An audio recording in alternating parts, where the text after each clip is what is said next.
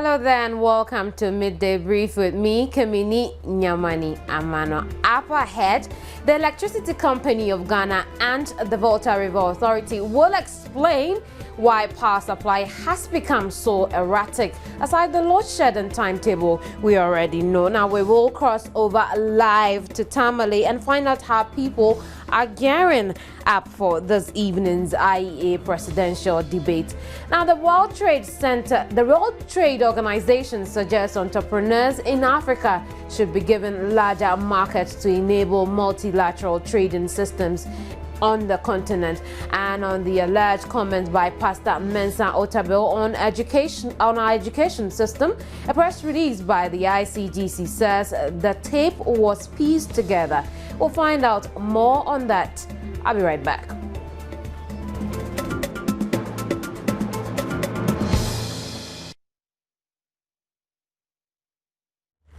But in our first story, the Dansoman District Police have arrested 8 young men for suspected robbery. The arrest was made during a swoop by the police at the Sukura Market, a suburb of Dansoman.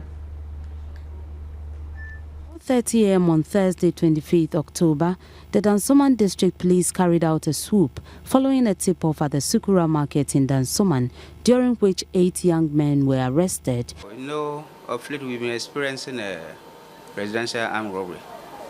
So we made it upon ourselves that at least once in a blue moon, we made something we call sweep.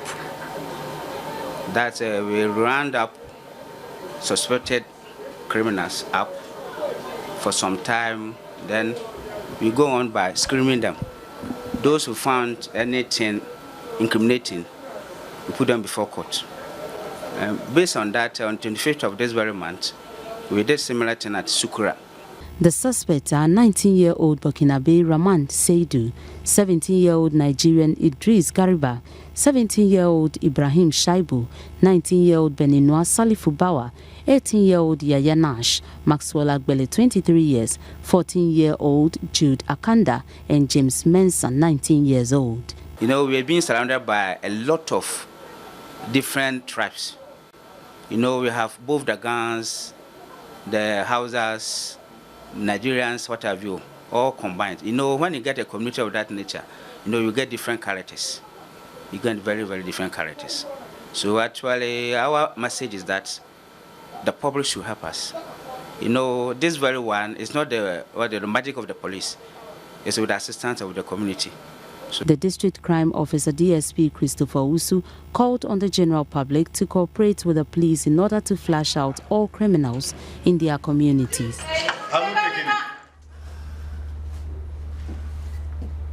Well, the political atmosphere has become more intense as the campaign trails move from region to region.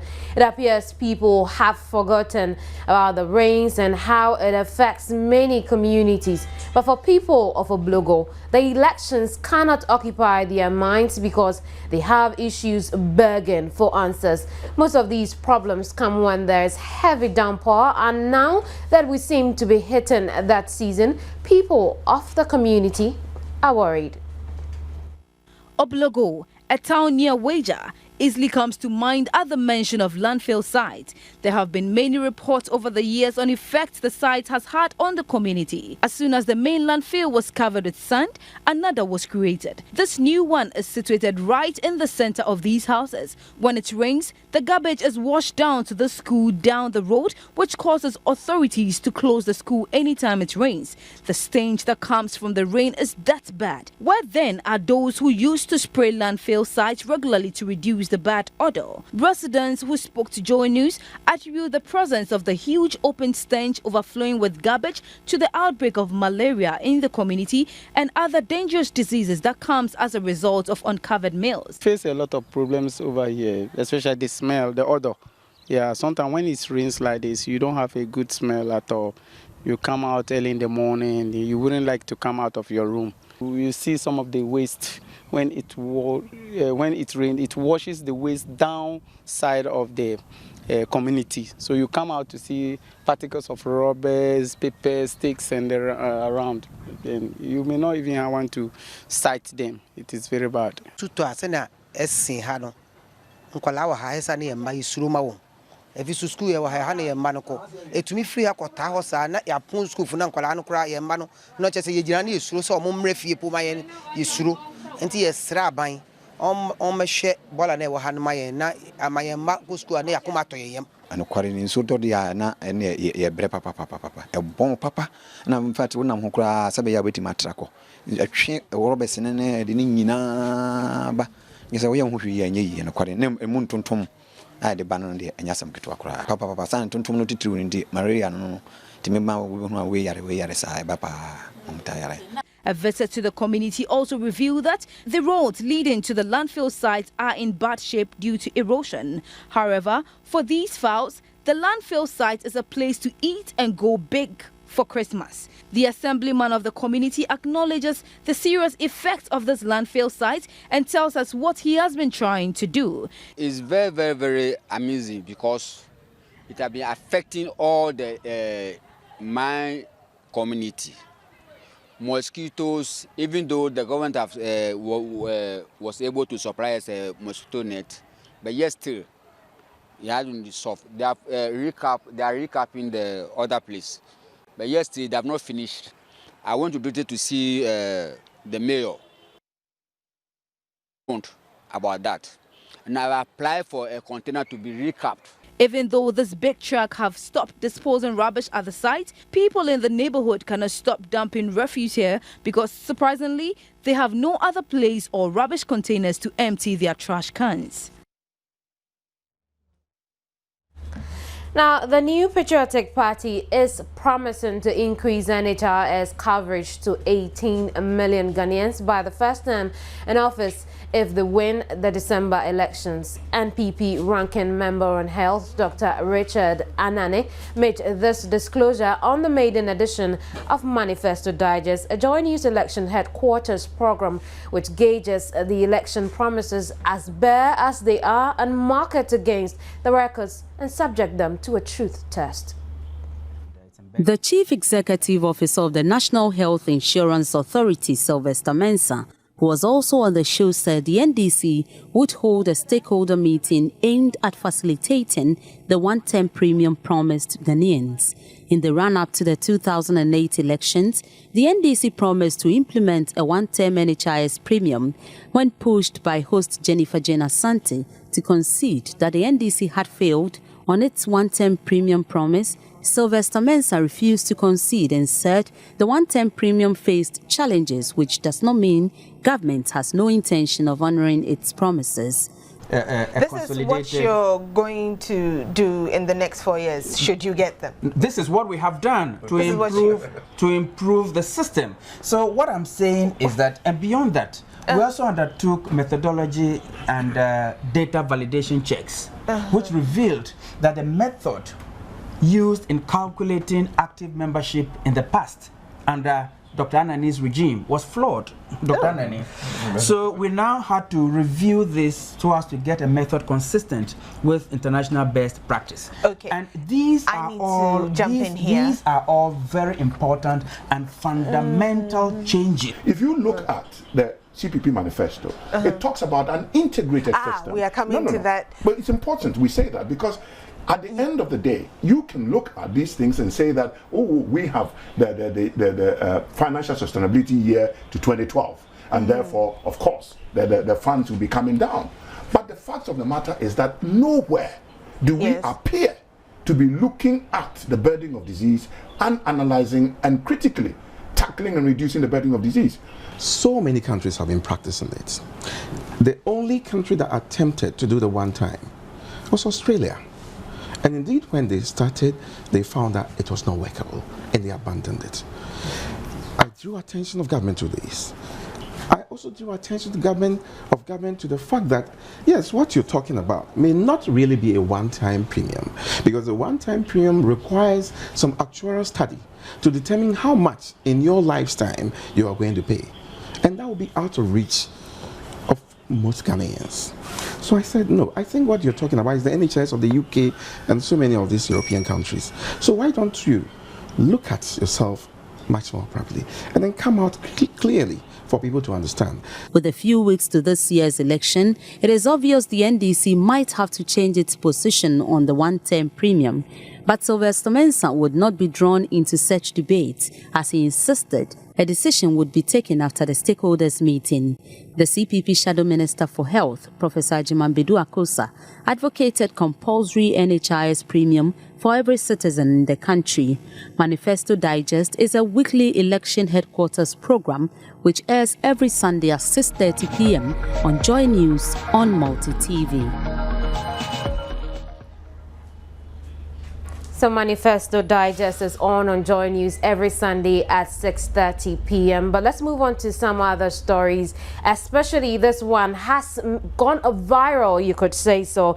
And now we bring you some answers. The General Overseer of the International Central Gospel Church, Dr. Mensa Otey, has denied making comments criticizing the free senior high school policy of the opposition NPP. Now, some media reports triggered by tape recording this week suggested that Dr. Mensa Otey is against the policy proposition, which has become a major political issue. But a statement from the church signed by a senior associate minister, Reverend Kofi Otey, said the tape was nothing but a collection of thoughts edited from a message shared by Pastor Otey several years ago and pieced together to create the impression that he's taken a stand on the current political debate on the issue of education. Now, we are joined on the phone line by Reverend Kofi Otey, who actually signed the release. Thanks for joining the Midday Brief. Thank you very much for having me. All right, so what exactly did Pastor Otey say? Well, basically, this was about 10 years ago when he was preaching in church, and he made a statement. Some of the statements, you could tell that from the tape that is being played, is being pieced together from other messages. So he didn't say anything about this political dispensation. He said it about 10 years ago. Right. At this point, I would want to find out from you why you think someone would want to do that, if indeed Pastor Mensa Otey didn't say anything of that sort. No, we're not saying that he didn't say he doesn't believe, or he made a statement that he believes that education, quality education, you should pay for. And he was talking about tertiary education, not secondary education. But we don't know the motive for which somebody will piece this together. Obviously, the person who pieces it together would be the person to know his own motive. Right. Now, irrespective of the timing, 10 years ago or whatever time it is still a topical issue at this time. Now, if Pastor Mensa Otey thinks that quality education, as in the tertiary education, should not be free, how do you expect us to digest this issue from the perspective of he being a chancellor of a university, or from the perspective? I think you have to understand the context from which he spoke. Exactly what I'm asking. Yes, this was a time when he had started the Central University College, and it was a fee-paying university. And the nation's universities were not paying fees. And at that time, they had just introduced the fee-paying system. And students were raising up hue and cry against the fee-paying system. And he was preaching in church and made the comment and talked about the fact that education should not really be free. But even if it is free, somebody is paying for it. And obviously that is true.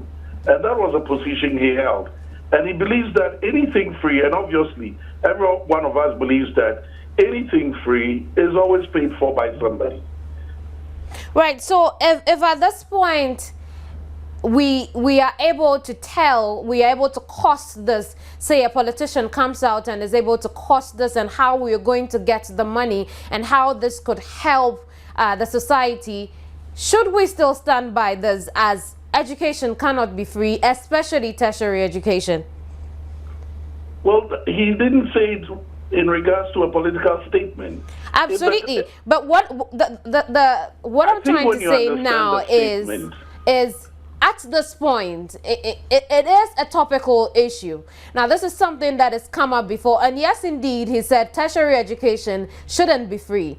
Now, we are hoping that some politicians are promising at this moment to give us free education from basic to tertiary. So at this point, if a politician is able to cost this and then tell us how he is going to get the money and how it would impact on society, should we still stand by the statement that, look, this is not possible, this is a lie, and we can't do this? Well, he doesn't argue a politician carrying out their beliefs and their possibility of doing it. He stated his opinion 10 years ago. He doesn't want to be drawn into a political discussion. He talked about his principle and what he believes in. So if they want to go ahead or they don't believe in it, he has stated his opinion. And I think that what the church is not interested in is to be drawn into a political discussion. It doesn't augur well for us as a church. We are very, we are not supposed to be partisan and partial. We're supposed to be neutral. But the we church, share our opinion. The church educates its people as well. And so yes, if in a time as this... opinion. Absolutely. And we don't want to be drawn into a political discussion. And the only concern we have is that people are purporting that this statement was made within this political era and the educational debate that is going on. And we are bringing out the fact that he never, and he has not commented in this political or educational debate that is ongoing. And so he should not be drawn into that discussion. So after 10 years, does Pastor Mensa Otey still stand by this assertion he made some 10 years ago? You see, if you look at the press release we brought out, we said that Pastor Otey agrees with the constitutional provision that every Ghanaian child is entitled to, and the state must provide free compulsory basic education beginning from preschool to the senior high school level. It's something we've believed in. It's something the church commits itself to. Now, even university education, if a government can provide it, we are not against it. But you have to also understand that there is a point to what the government can do, but every one of us should be responsible for our children's education, not in the sense of only paying school fees or anything like that, but also even ensuring that they get the quality that befits them. That's all he's saying. Right. I would love us to go on with this conversation, but for the sake of time, we'll leave it here. Thank you very much, Reverend Kofi Otey. You're welcome, and I wish you all the best also. Thank you very much. He's Senior Associate Minister with the ICGC Church. Now you're watching Midday Brief. I'll be right back. The World Trade Organization suggests entrepreneurs in Africa should be given larger markets to enable multilateral trading system in Africa. This was revealed at a 3-day dialogue with West African civil societies. The World Trade Organization is an organization that intends to supervise and liberalize international trade. The organization deals with regulations of trade between participating countries. It provides a framework for negotiating and formalizing trade agreements and the dispute resolution process aimed at enforcing participants' adherence to WTO agreements, which are signed by representatives of member governments. As part of the organization's Border Technical Assistance Program, it is dialoguing with civil society and journalists from some 10 West African countries, including Ghana. The dialogue aims also at exposing the strengths and challenges of the multilateral trading system. Keith Rockwell, Director, Information and External Relations Division, WTO, at the meeting says one challenge in West Africa is that West Africans do not trade together, emphasizing that most products import and export in West Africa are made from and to Europeans and other countries. Well, I think one of the problems in this part of Africa particularly is that the countries don't trade with each other. the barriers to trade, even among countries that are very close together, are quite large. And if you look at the trading partners, for example, the biggest source of exports for Ghana, these tend to be countries that are far away from here. Imports as well. Overall, intra-African trade is only 10% of Africa's trade. He said the way forward then is trade facilitation and the need for a larger market for entrepreneurs. I think the way forward is to keep working, take small steps. There are some areas where we can make real progress. Something called trade facilitation, which would reduce the amount of time it takes for a shipment to clear customs. This is very important in Western Africa, where it takes a long time. And each day that your container is held, whether it's going in or going out, costs money and reduces trade. And trade is an important element in the development strategies of countries in this part of the world. Rashid Adegbenro, a participant, also said policy errors made in the past is one challenge, and he shared his expectation. Here in Africa, particularly in West Africa, we have natural challenges in terms of policy errors in the past, some of which are yet to correct.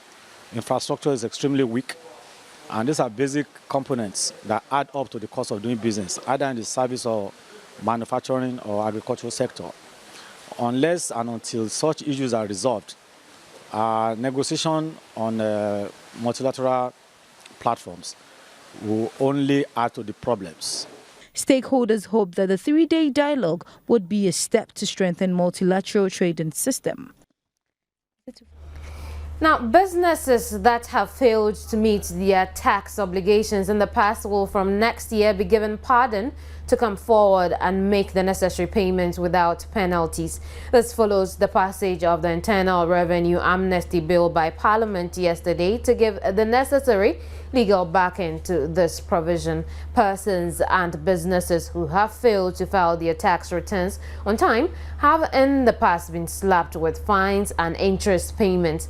Analysts say this discouraged a lot of people from coming forward to pay levies due to state. Deputy Finance Minister Seth Tekbetel's business brief.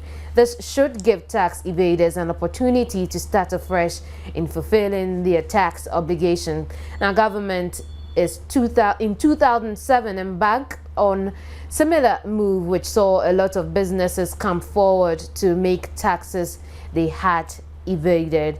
You're watching the Midday Brief. I'll be right back.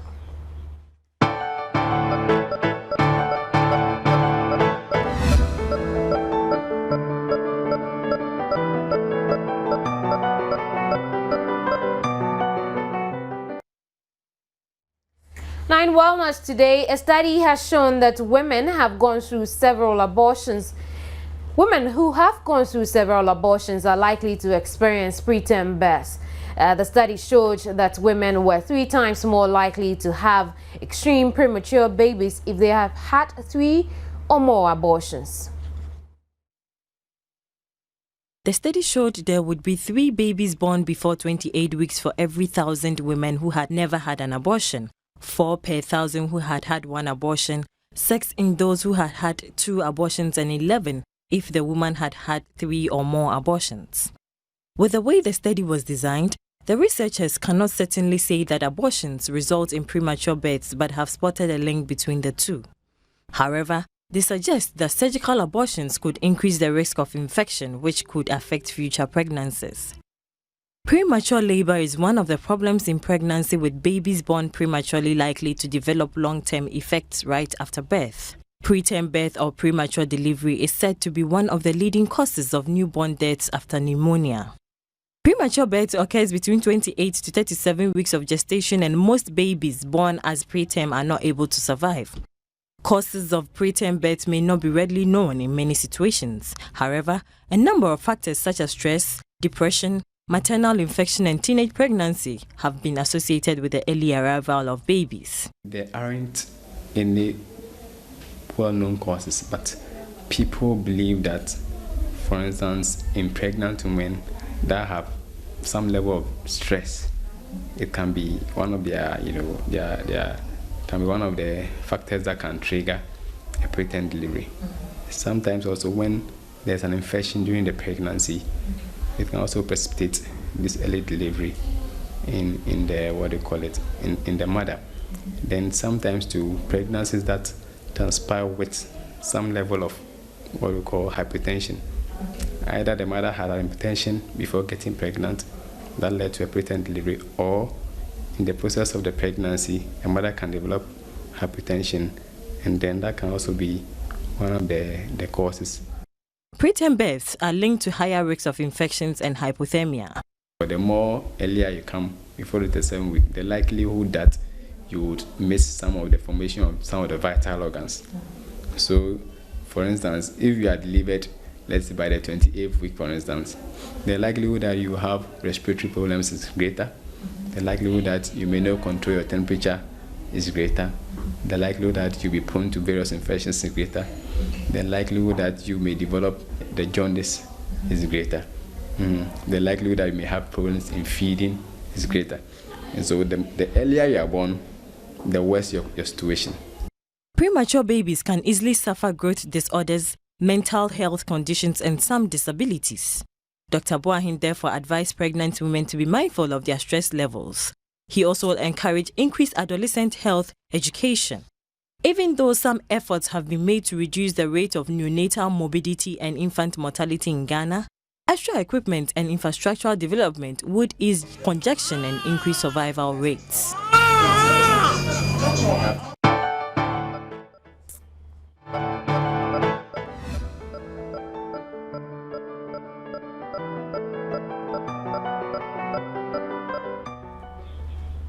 You're still watching the Midday Brief. Now, power supply has become so undependable, especially in recent times in the country. The blame has shifted from one organization to the other. But what Ghanaians are really interested in is getting constant power supply, and we deserve to have answers as to what is happening aside the problems of generation of power. Now we are joined in the studio by the head of communications of the Volta River Authority, Sam Kwesi Fletcher. Good afternoon and thanks for joining us on the Midday Brief. Good afternoon. Thank you for having me.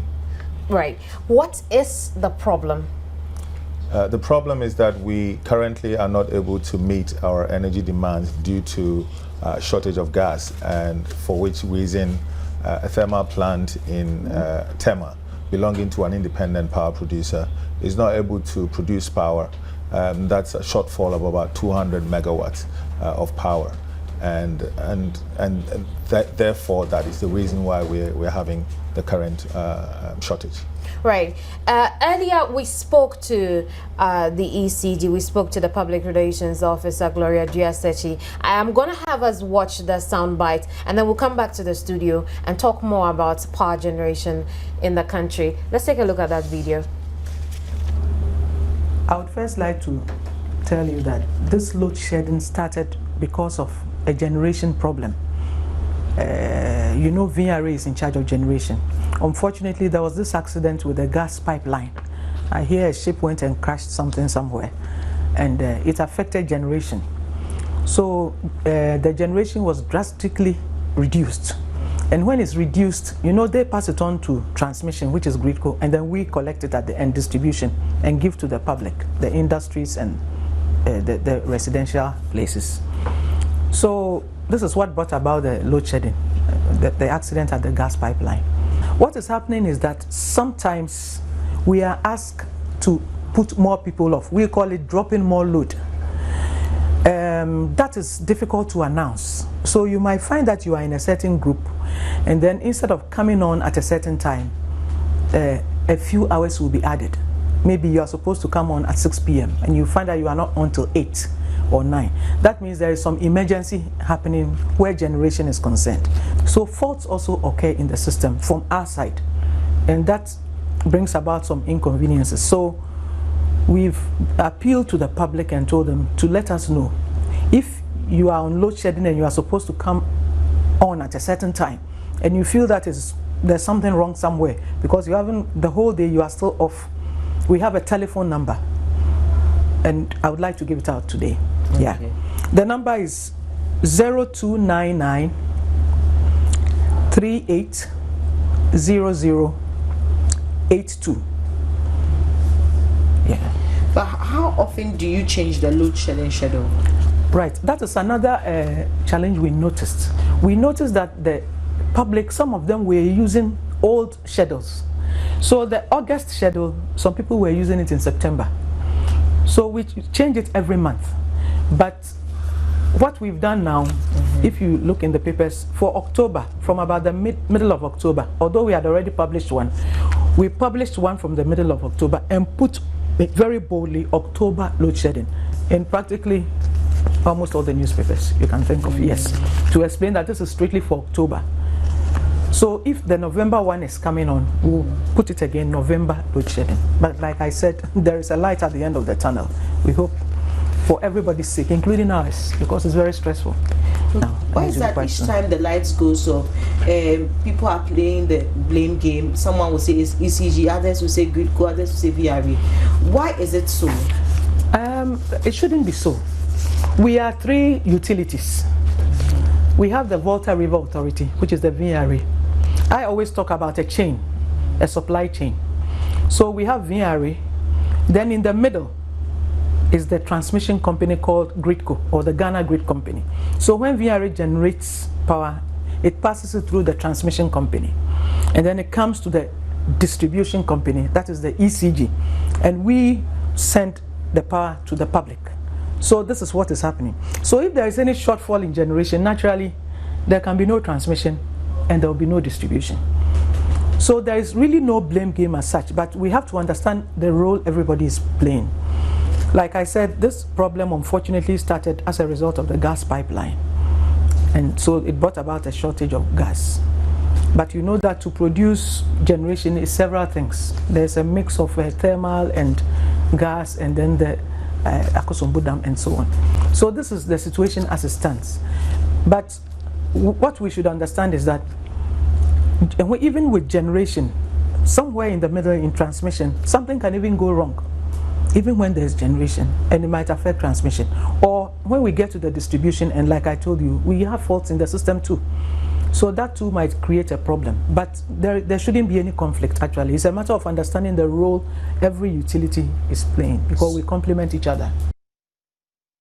So the soundbite from Gloria Diaz-Sechi, who is head public relations of ECG. But beyond the fact that there seemed to be a blame game as to why we are having erratic power supply, there doesn't seem to be consensus amongst the stakeholders in this particular sector. One time we hear it's going to be over in November, another time we are told in December. What is going on? I think we need to be clear that she said it. There's no blame game here. It's the same value chain. But every time we have a challenge, we need to get to the source of the problem. You need to identify the source of your problem even before you're able to solve it. Okay, so we would have to be clear that there's no blame game here. And again, there is, we do have regular meetings, you know, at various levels, you know, at the chief executive's level, at the corporate communications level. We try to understand and synchronize our message to put out there. One of the things we should all understand is that it is a crisis period. And in a crisis period, things are not normal. We work to manage it. And that is what we're doing. Now, the issue of somebody saying November, somebody saying December, we're confusing things. You know, the West African Gas Pipeline had a press conference and talked about timelines for the work on the pipeline, you know, fixing the problem. And what they said was that 10% assurance that we will finish by the end of October, 50% assurance that we'll finish by the end of November, and 90% assurance that we'll finish by 25th of December. Now, that was the gas pipeline. As far as VRA and generation is concerned, the last major meeting we had with the president present, what we said was that we are working towards making sure that power is restored by the end of November, with or without gas. That means that we're going to use crude oil to generate power. And we said this based on a number of candidate projects that we are commissioning, you know, currently, like the Takoradi 3 thermal plant in Abuazi, which is commissioning now.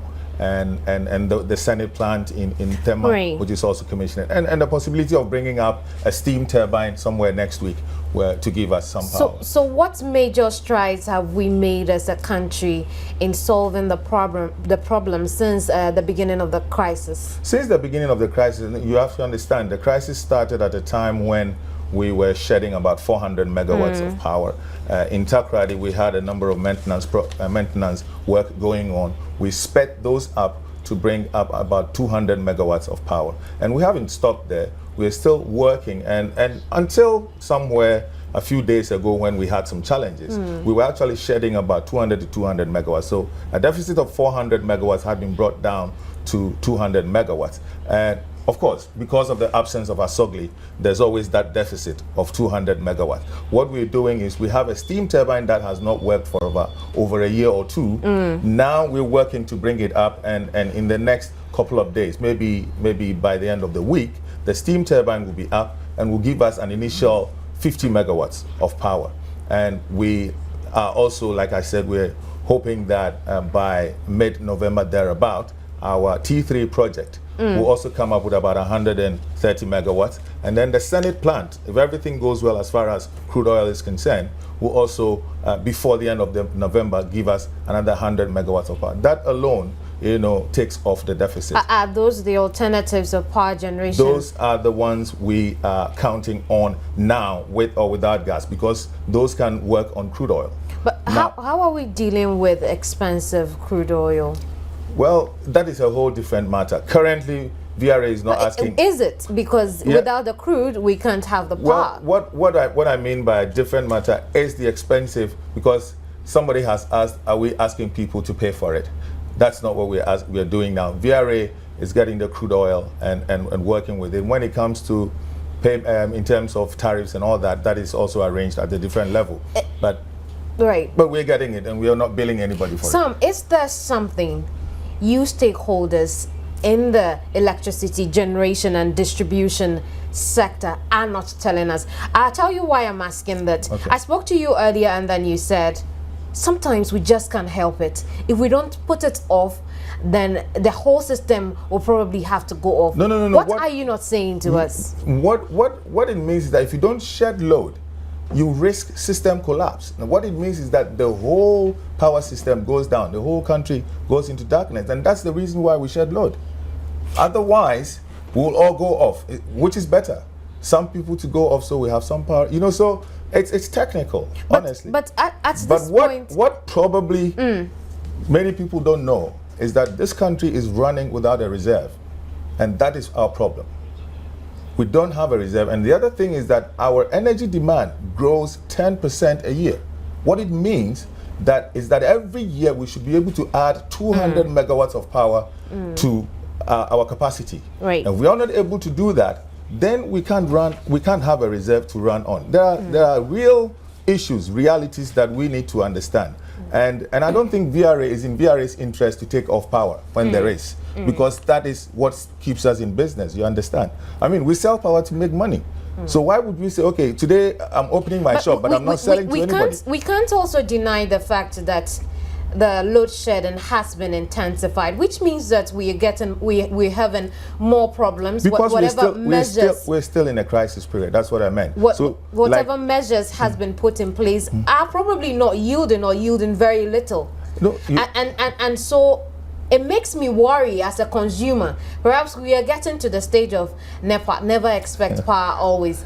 Is that what it is? No, that's not what it is. What I'm saying is that what we have said is that by the end of November, we're working towards that. But that by the end of November, the crisis will be resolved. I mean, it may have gotten worse at some point. I'm hoping you tell us how bad the situation is, because as consumers, how bad the situation is, or perhaps exactly what is going on. We can't have the power, or we can't have the power. Here's how bad the situation is. Tell us. We have a demand that we are not able to meet, and I think that's the communication out there, that we don't have enough generation to meet the demand we have. We don't have enough supply. I think that's bad enough, because we should have enough. And we are working to make sure we're able to meet that demand, especially at peak hours when we have about 1,700 megawatts of power we demand, but we're producing something between 1,400 and 1,500. So that's what it is. Right. And the Africa Center for Energy Policy has said that load shedding will not end until other alternatives of energy are sourced. Now, they have explained that even the Jubilee gas can't be enough for us because in all, we would need about 300 million standard cubic feet. And again, they cited poor delivery systems. We lose about 5%, which is 2% below standard, industry standard. And then distribution, which we also lose about 20%. Explain this to us. From where I stand, I know that if we get gas from the Jubilee fields, that will help Ghana a lot. I mean, if we had the Jubilee gas, we would not be suffering because we would not be relying only on gas coming from Nigeria. You understand? From where I stand, I think that people can give 10 reasons why things will not work, but they should try and give one reason why something will work. I think that the Jubilee gas, and I know that they're working very, very hard to make sure we have gas by the next quarter of next year. That is about 100, I mean, the first one we get is about 150 million standard cubic feet. If that is not enough, at least it's something. And that can produce power of about 600 megawatts. So, but really, if what ASAP is saying is somewhat true, shouldn't we be doing something to correct our transmission errors and our distribution losses? And I think everybody is doing that. I know Gridco is changing a number of equipment. I know ECG is changing a number of equipment to reduce losses and everything. VRA is working on a number of projects that when they come, we will have enough. But like I said, these things just don't come on a silver platter. We need to work at it, and they come with cost. You understand my point? So it is easy for somebody to stand out there and give 10 reasons why it will not work. And it's hard to believe that things are working when I keep having my lights off too. Things will get better. I think that's the assurance. Maybe, like we have said, if you have patience, by the end of November, we should really have, we should resolve the problem. And then hopefully around that time, when the gas comes up, then the problem of reserve will be solved because Asogli will come up with the 200 megawatts, which will be a reserve. Now, Asogli is a whole matter I would want us to discuss later. Maybe we'll record that for our subsequent bulletins. But thank you to speak to Asogli. Thank you for passing through the studio this afternoon. We've been speaking to Sam Kwesi Fletcher. He's head of corporate communications with the Volta River Authority. Election headquarters is next.